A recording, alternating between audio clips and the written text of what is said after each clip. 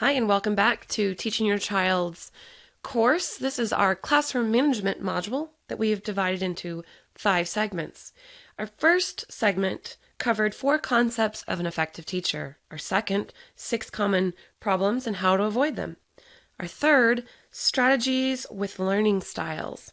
And our fourth was multi-age homeschool rooms. This is our 5th and final segment, and here we're going to be covering the 3-tiered infraction steps and the actions to take. We've used a graphic organizer here that shows you the first tier is our minor infractions, the second is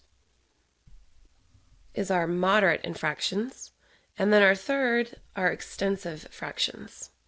So first, let's go over these minor infractions. These are disruptions that are excusable if frequently exhibited. Now, what does that mean? Little disruptions throughout the day that are typical with lots of little humans in a room together. They're typical with different age groups being mixed together. So you kind of have to decide what those are for yourself. This is how we like to deal with minor infractions. We talked about them in segment 1, but it is using nonverbal cues. That would be looking, a touch, or proximity to the student. Using your momentum to just get the activity moving along and kind of ignoring those minor infractions.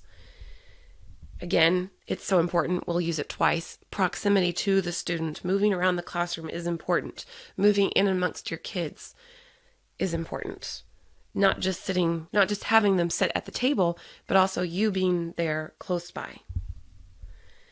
Redirecting behavior. Sometimes that can be very frustrating to do, but it's often easy to create a little distraction and say, okay, well, let's get moving along here, or hey, by the way, let's get up and move around and go bake some cookies or something. Oftentimes, if we change the environment wherever the little arguments are happening, it does great to just kind of jog our mind and redirect that behavior. Provide needed instruction. You know, if there's problems going on or frustrations going on, instead of you yourself getting upset, just make sure you've kind of clarified the procedures and the rules, and if there's extra instruction that needs to be done with the children. Issue a brief desist. So this is where you're like, no, stop. Very quickly, very short, not a lot of lecture on it. It's great, it's paired with a look. The 7th and final resort of minor infractions is to give the student a choice, where you're saying, look, this thing right here that you're doing is not going to lead you down good choices. So you should stop now, or we need to visit something more serious. And what would that more serious thing be?